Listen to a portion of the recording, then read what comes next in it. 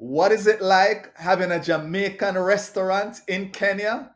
Hi, I'm Xavier Murphy, founder of Jamaicans.com, and today I speak to David Mighty, a Jamaican living in Kenya, opening a Jamaican restaurant. Welcome, David. How are you? Xavier, thank you so much for having me. I'm good, thanks. Good, good. So, which part of Jamaica are you from?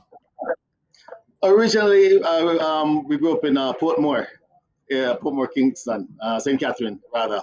Okay. Later on in adult, Which scheme in Portmore?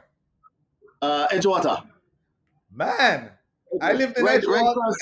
I You lived live in in Edgewater? Edgewater. No, we used to live right across from what that club name on that road. Um, I don't remember it. I don't Were remember you it. near the Right roundabout? across from the mall. Right across from the mall. Near to Okay, the roundabout. Yes. near to the roundabout. Yeah, that donkey years ago. So, Donkey years ago. yeah, I used to live near the roundabout there, Evelyn Crescent in Edgewater. Ah, okay. Okay. so, The so good old days. give us a little background. Which school? What did you study? Tell us a little bit about that. So before Portmore, we were living in a place called Mercury Gardens. Really, really nice area. It's past Dovecote going up. Nice community. Made some of my lifelong friends there. And then moved to Portmore in our teens. Primary school was Holy Rosary on Windward Road. Then we went to Jonathan Grant. My father was on the board there. And then Exeter College. Okay, So I all studied right. there. And then my final 2 years I did in Michigan. Okay, what did you study? Yeah, what every Jamaican study, accounting. So Yeah, did all of that, but I don't think I've ever practiced accounting. it's funny you say that because I started to study accounting in the US and just switched. I wasn't gonna deal with the numbers. No, no, I tell you that story that accounting came about. So it's we have five siblings. I have five siblings, big family, and my brother above me, I think I was about 5, 6, and he was 7. And this guy would get up on a Sunday morning and take the big gleaner and just run through the gleaner with my father. And I was jealous. I'm like, damn, I can't read that well. So he was way better reader than I was. So I had to find something that I could beat him in, and that's where math came in. So I love math. So I went to accounting. All right, so tell us about your journey in terms of career and then your entrepreneurship journey because you have quite a story to tell. I don't. How much time you have? Yeah. Well, give us um, the cliff notes of the you quick know version. the Um, the career. Maybe you started out and then you say, you know what, I want to be an entrepreneur. no, mine was it was pretty much straightforward. So after school, I went to the U.S., worked there for a while, and then came back to Jamaica. Um, Me and a friend of mine, Oral Gale and Aldrin Levy, two very good friends of mine, again from Mercury Gardens. We started the first coconut water bottling company in Kingston. First, my father did the brand. My father was head of art for McCann Erickson. So I can remember him doing the artwork for the bottle for the coconut water, and then we started bottling coconut water. I bought a truck. Me and my boy used to drive to the country, pick up the water, come back in, and that went on very well until I got an opportunity to go to Haiti, um, and that's where the entrepreneurship started in Jamaica with the coconut water. By the time I got to Haiti, I had a couple of businesses there until digital came in. Um, Worked at Digicel for a few years as head of dealer channel Haiti. Um, but while I was there, the opportunities were just too huge. I mean, Haiti was Jamaica in the 50s. Yeah, Wow. and I mean, we're talking about the 2000s. So when I got there, I opened a Jamaican restaurant in Haiti. I had a procurement company supplying the United Nations. I stayed there until after the earthquake. Opened a construction company with some friends from Jamaica, Mr. Wallace, I can't forget, and Mr. Barnett. Um, Wallace's was head of the Builders Association of Jamaica. Mr. Barnett was the CFO. Did that for a while. Then I went into exporting. A friend of mine from Santo Domingo said that the export market for chilies was huge. So I got about another 40 acres of land and started exporting chilies to the US Oh. from Haiti. And did that until in 2014. Uh-huh. We computerized the lottery business in Haiti, where we launched off. In Haiti, it's called the bullet, which Mm-hmm. is similar to the cash pot with small deviation or variations. And I was CEO of that company. Also, simultaneously, CEO of a company called Blue Shift, where we did some work with Digicel. And then that carried on until in 2016, where unfortunately my wife was diagnosed with breast cancer. We caught it early, thank God. And we made the decision for me and the kids to move to Kenya, where we could maintain the family unit because she was posted in Kenya at the time. We met in Haiti. We got married in Sierra Leone, where she's Okay. from, Africa. And then she got relocated to Kenya. So long and short, that's how I ended up in Kenya. Now, got to Wow. Kenya. Go ahead. No, no, I'm like, wow, there's so much in your journey, so much businesses, there's so much nuggets that you could probably drop on international business. And I'm just in awe of the of the experiences. But I'll let you finish the story and then I will dive in a little bit more. Uh, so my journey in Kenya has been great. The people are fabulous. They very very caring and welcoming people. And then when I got to Kenya, I didn't know what to do. So me, I can't sit down. I can't stay still. I have to be doing something, and business is what I love. So my first business in Haiti, in Kenya, was farming again. I got 20 acres. We started doing that for export market. Then I got 70. Then I went to 120 acres of farming. And then the opportunity came up to relaunch the lottery company that I had in Haiti in Kenya. So I relaunched the Cashpot. So I opened Cashpot in Kenya. Cashpot, and it's the David. You Google it as Cashpot Kenya. So I launched Cashpot Kenya um, in 2019, 2020. So I had the farm, I had that going. Through default, we started a microfinancing company. Grew it from 7 members to 3,000 members, Wow. currently operating. If you remember, Derek talked about a guy named Kirk Rose. We also worked in Haiti together. We did business. He and I did business in Haiti and as well. And the business bug bite him. So we also he and I also have shares in the microfinance. And then after that, I started the restaurant, the Jamaican restaurant, the first original, authentic Jamaican restaurant in Kenya, Nice. which pretty much take us up to today. Wow. Wow. So where do I even start? I want to go back. I want to go Yes. back a little bit because the Haiti interview that we did and the story was quite popular. and Nice. and Nice. you were there, you opened a restaurant there in Yes. Haiti. What was that experience like, first of all? And then what dishes the customers in Haiti really enjoyed? Well, one thing with Haiti, I mean, their food is fabulous. Their food is really tasteful. Very much like us, where we use a lot of seasoning. You have to cook with seasoning. Unlike Kenya, I'll give you the Kenya version. Um, but it was nice. When I opened the restaurant, their favorite was the jerk chicken. Jerk chicken and jerk. They love pork. So jerk pork was very very popular there, and the jerk chicken. I remember when I opened that restaurant, the under 19 football team, national team from Jamaica, came up, and I hosted them at the restaurant in Haiti. So it was big. I was on the news that time, that the TV clippings. So that was a nice experience. But the culture and the people in Kenya and in Haiti really accepted. I mean, Jamaica, we were too close, yeah.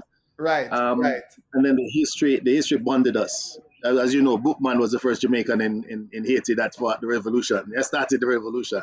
right, right. So the love of Jamaica was always there, and something new. It Nice. was very welcome. It was good. So I'm gonna go forward now. Kind of similar Mm, question mm. for Kenya. You have a Jamaican restaurant there. What do you find that the people there kind of the favorite? And you were gonna mention a little bit about the seasoning and the style of cooking there. Yeah. Let me tell you about Kenya. I think Kenyans are Jamaicans more than Jamaicans. I tell you, these guys love reggae. Anything reggae. Xavier, I went to a club called K1, and the first time I came in, my wife took me there, and we went to the club. I'm hearing reggae music I never heard in my life. Never play a Jamaica, and it's the real thing. The, there's about 3 radio stations here that only plays reggae. Oh, wow. Only play reggae, boss. So it's really good. It's an experience to be a Jamaican in Kenya.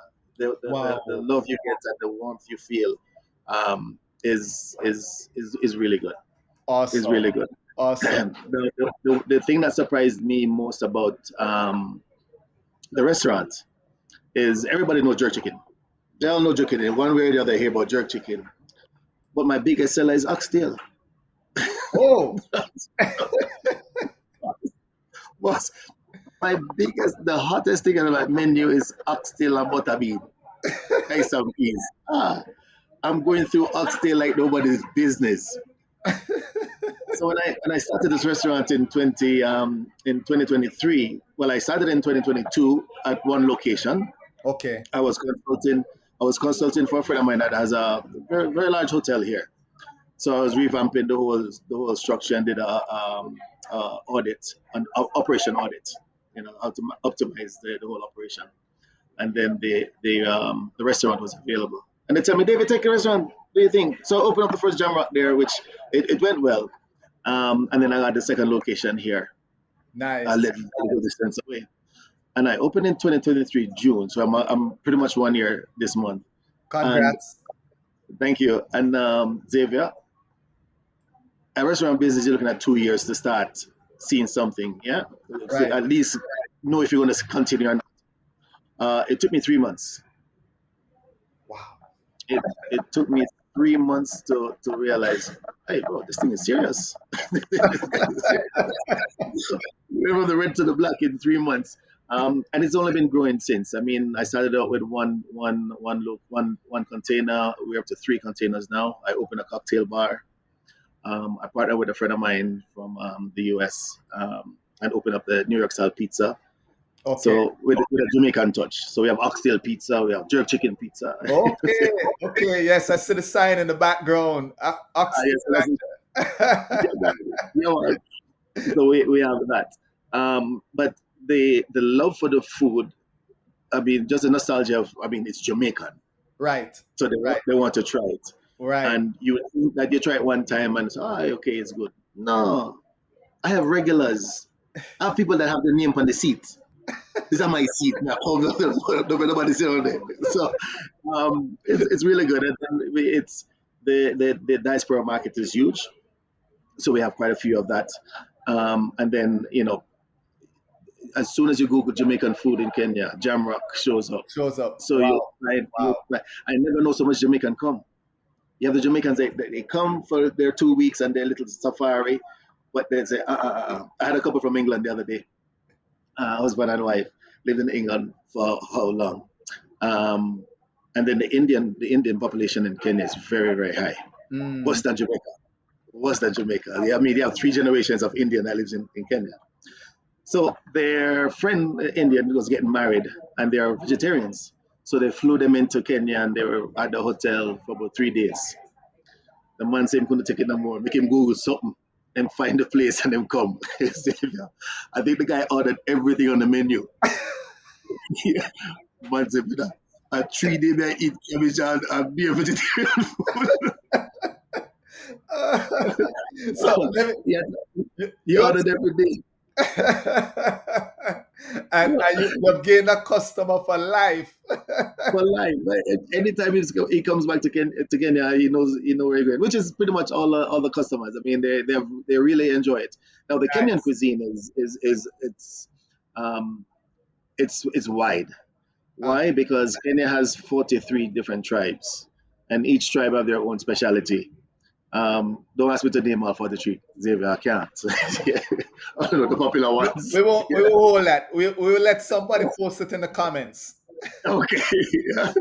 Um, so, well, correct. Let me correct myself. It was 43 originally, and then it was passed in Parliament about 2 years ago that the Indian community is now considered a tribe. So Kenya has 44 tribes.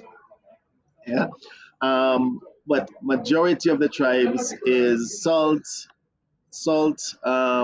water, onion, and so, for example, when I just came here and they call it choma, which is the roast meat. We put it up on the grill, roast goat. And I'm like, see the guy he had the water and the lime and he dipped the meat in the water and the water, lime and salt. And then just straight on the grill. And I said, what kind of people this brother? Kind of food, but I need that. But when you taste that natural cooking, it tastes good. Nyama choma. Nyama choma is good. Nyama choma is nice. So they're very big on their roast meat. One tribe they like what they call mokimo. Mokimo is mashed potatoes with some maize corn, some spinach, all mashed together, and it comes out green.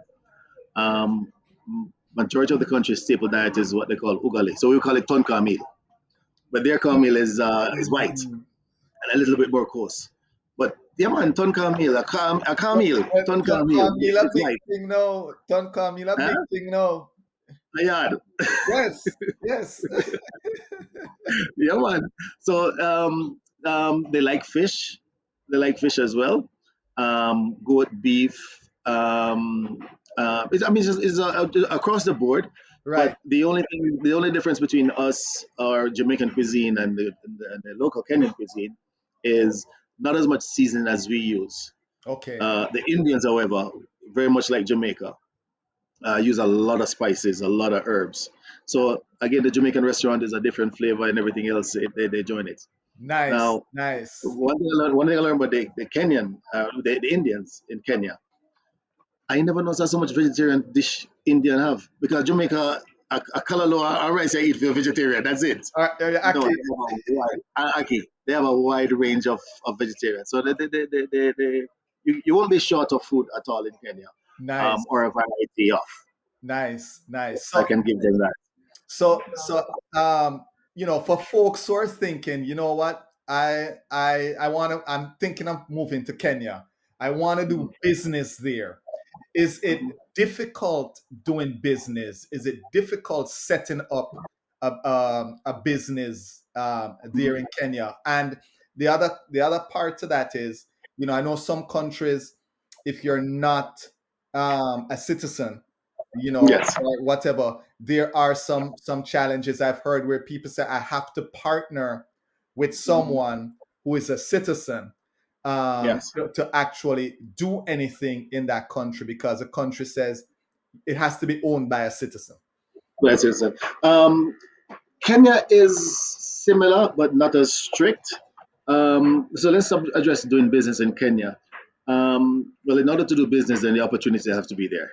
The opportunities in Kenya are endless. I mean, you name it, you can actually start a business and succeed. What makes it so attractive is the mere is the sheer size of the country. So you're talking about Jamaica with a 2.6, 2.8 million to a country of 50 million people. Just the population alone, just the market size alone can make you successful. I mean, done right.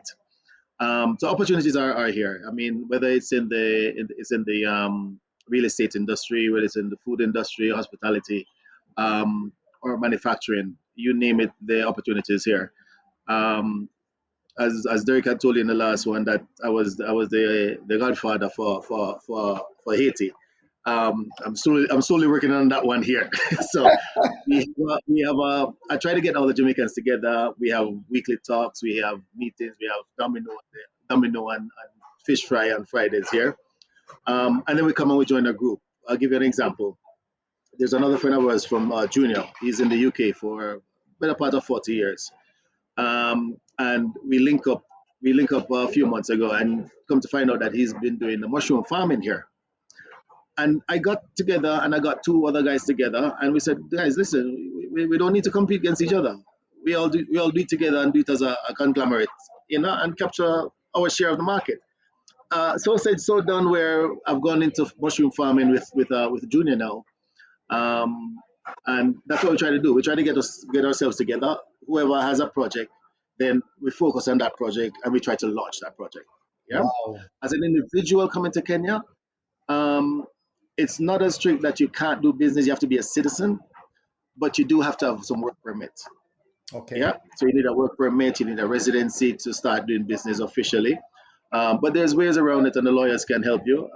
It's rather expensive to actually come here because then Kenya is really becoming the hub of Africa, and very popular. The economy is going good, and growing. So yes, you can do business here, but you have to follow the line. So, Um, so let me give this piece of advice, folks. If you're Jamaican and you're thinking of going there, you got to talk to the future Godfather, Jamaican Godfather, David Mighty. More than welcome, more than welcome. We've built quite a reputation here, and the Jamaican population in Kenya is really really nice. I mean, I've met some people here. So we have a Jamaican diaspora group Right. that we're all on, including the honorary council for Jamaica in Kenya. So when the prime minister came the other day, we had lunch with him. When the ambassador from South Africa came in, we had a meet and greet with her. So usually we have that. The head of the United Nations security, number one security in Kenya, is a Jamaican.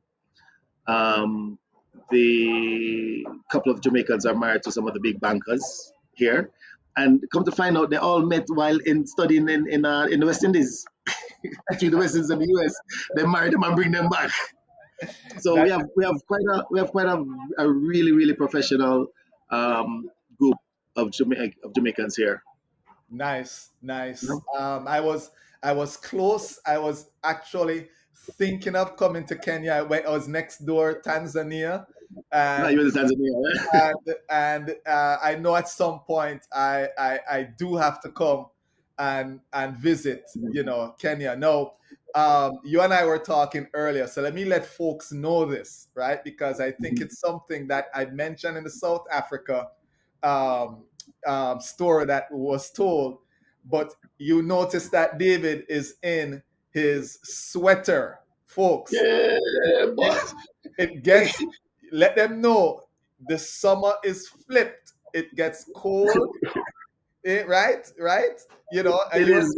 tell us a story of you landing there. And So my birthday is in June, and as usual, me and the wife we meet up and we fly. We go somewhere for the holidays.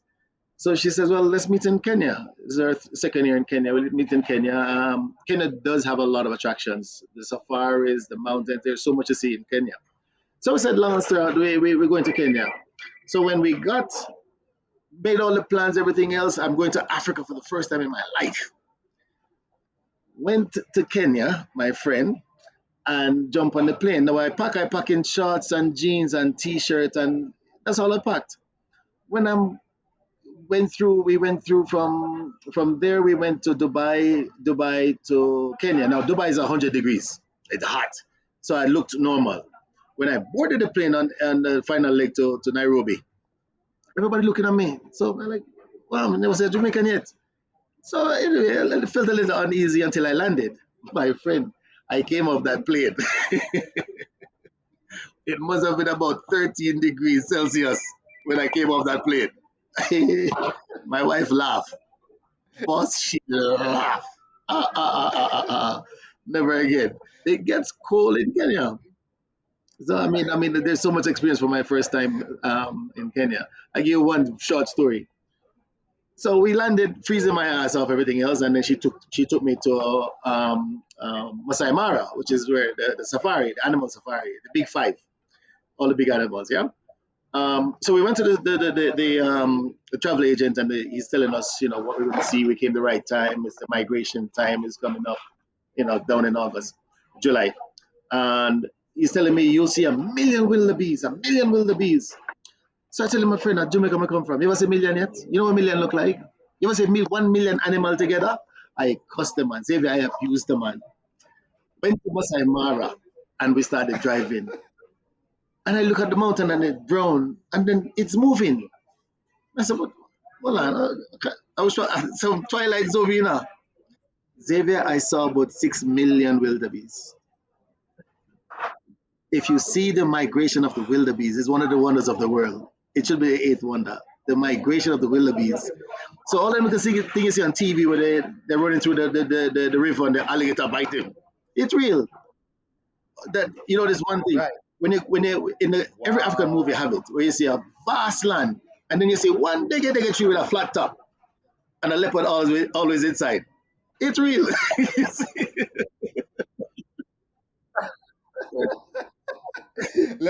Let me ask you this because you have Yeah. multiple businesses you're doing there. What is that thing that you do there in Kenya that you say, this is my down, my relax. This is, maybe you have a bar around. I don't think you're a barman, but maybe you have a Yeah. little bar that Friday night. This is the Yeah. water hole I go to, or maybe there's a Saturday beach because you're not landlocked, and I don't know how far in you are, but maybe there's a beach or a lake. What's that thing that you do that you say, listen, I'm taking a break from the multiple businesses I'm setting up, and even though the I mind's try still I try to going, do it this is what at I least do. twice a week. Golf. Oh, Golf is very big in Kenya. And luckily I started playing before I got here.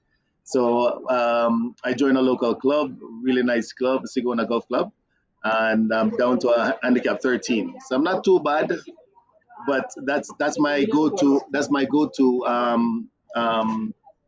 unwinding time. There's no phones allowed on the course. You just go, you play golf with the guys, no matter what the score is, and then you go on the 19th hole. And then you go on the 19th hole. The 19th hole is where you go for the drinks. So I don't think we got so much for the golf okay. until you get to the 19th hole. Yeah, so you get the drinks. You Golf, get golf your will be drinks. the thing that's my go-to. Nice, nice, nice. So tell us, what is next? You probably have some other things planned. You can share anything that we should look out for Um, from you. I like the restaurant thing. I mean the hospitality. Kenyans really like going out. They like going for food. They like going out for the nightlife. So we're actually looking at doing about 5 more locations in Nairobi and 4 more locations up country.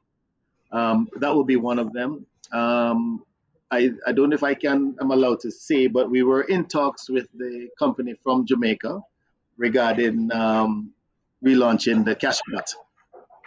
So you know who that is. I don't have to say you know who that Okay, is. So let me see how the talk right. goes with them, because then I'd love to host them here. And again, I don't like the competition. I like collaborating. So we the talks are there going on that Nice. one. Other than that, I'm hitting 55 next year. I'm 54 already. So yeah, it's just more family, more wife, and build on what is already there. I think I explored enough. So talking about explore, you mentioned, watching, you mentioned Mm. that one wonder of the world. You have the lake. I think there's a lake kind of almost right there, and Yeah, right there in the middle. yeah. It kind of in the middle there. So, you know, is that one of the places you'd say go see that lake, There is or Xavier. So when I came here, we were traveling outside of Kenya every year until one year we said, you know what? for the next 2 years, we're not leaving Kenya. We're going every holiday we're gonna go somewhere else. We have not done half the country yet. There is so much to see. I mean, Kenya is very much like Jamaica, green, hilly, um, and big. So you mean from here, from where we are in Nairobi to the beach is easily a 9 hour drive. So yeah, you can't go to the beach every week. It's a 9 hour drive, but there's so much lakes and other attractions in between. I would definitely recommend Kenya anytime, be it for leisure, pleasure, dating, or business. I think everything is there. There's Right. something for everybody here. I can hands down. I can tell you that for free. Awesome. Awesome. Awesome. So I usually will ask folks about the food part, but you have the food part covered, the It's Jamaican done. food part covered already, and you have your own Yeah. restaurant, so you get your supply. So what is that one thing you say, that you miss about Jamaica? Um, so Jamaica for me has always been home. I might get a lot of backlash for this, but it's scary going down there now because I mean it's scary with everything that I've seen on TV. So when you go down, you can't go to the usual place that you usually go to and stuff. However, Jamaica being Jamaica, hell shop on a Sunday, fish and steam bammy. Hey, my friend. you, I mean, we do escovitch fish here and the bammy. And Right, I make bammy, right. escovitch and bammy here, but you can't get that taste. That taste on a Sunday. I mean, for me, What type of fish? Stick snapper, a pin. What brother, type of? snapper. Oh, you're getting snapper. Yeah, Okay. All right. Just we can get checking. snapper. Just checking. We have a lot of tilapia, and it's freshwater, nice tilapias. But yes, snapper is a big seller. But I can Okay. remember growing up, man. My father used to take us, the whole family, to the beach on a Sunday. You picnic, and then you get the ice cream, and then you go home and you get the cake. So I grew up with that, and then as an adult in Jamaica, health shop on a Sunday evening, Not like it. nothing Not like it. like it. Good food, and then like come now you start your dancing and you're drinking. So I would say just the way Jamaicans have mastered the art of relaxation. Right. I miss that. we have. When they ask me about Jamaica, I tell them, boss, you go to Jamaica. Monday night is a party somewhere. Tuesday's a party, Wednesday's a party, Thursday this, Friday this, Sunday on the beach, Monday, crazy Mondays. We party 7 days a week. There is something about Jamaica that there is always music, Yes. loud music from somewhere. It's just what it is. There's just a vibe. There's Yes. just a rhythm that you can't replicate Anywhere. uh, anywhere. You drive when you're driving from town to town. Sometimes a sound system is somewhere. Boom, you drive this town. Boom, every town you hit, there's a sound system. I, There's a sound system I told outside. you, I If you're told going you, at night, I told you that we used to have the coconut water business. Now, when me and Oral used to drive from Kingston, 10 o'clock at night, going to St. Thomas to go pick up coconut, and you stop at a little street bar. That's the next thing I mix. Those little street side bar when I go country, to Junction, and a little bar on the side of the hill before you follow the gully. We'll stop there, and we started drinking, and the granny will come out and everything is, and before you know it, we get fried dumpling and tea. Like, that kind of hospitality I really miss. Them eating over the road, the country road. Ah, man. So I would say I nice, would say these are the little things that have sticked in my mind and what I miss about Jamaica. nice. Yeah. Well, David, thank you for sharing some of your story in terms of doing business there in Kenya, starting a Jamaican restaurant that is, on its way to be a franchise that we're going to hear about there We in definitely Kenya. do the franchise, and just to give you a quick sneak peek, so that will be the pizza section, and then we have Jam Rock, All right, all right, folks. the Jam There is Rock. Nice. Nice. Jamrock. All right. Yeah. So you'll see, get familiar with the name and the look. We're going All all over. right. Well, David, thank you again. I don't know. We didn't even get into any languages. Is there a dominant language? Have you learned any of it? And how do they say? How do they say when they leave in a restaurant? What they say? Goodbye, or is there So something else that the, the, Kenyans typically say? the common language is called Kiswahili. Okay. I find it difficult. It took me how many years to learn Creole in Haiti. So I'm not there yet. I know a couple of greetings and a couple of words. So if you notice, I call you Buana a couple of times, which is brother. Yeah, brother Yes. or friend. When somebody comes to you or comes to your house, it's Caribou Sana. You're welcome very much. And they'll say Asante. Goodbye. Asante is thank you. Yeah. What is goodbye? Remember, All right. Well, let me say this then. Asante, little more. little more. Big up. Thank you, Xavier, for this opportunity. I really appreciate it. Heal up to all the All right. Jamaicans all over the world, and keep on doing what you're doing. Yeah. All right, my brother. Thank you. All right. Show us some love now. Hit that like button, subscribe to our channel, and hit that notification bell. That way you don't miss a video.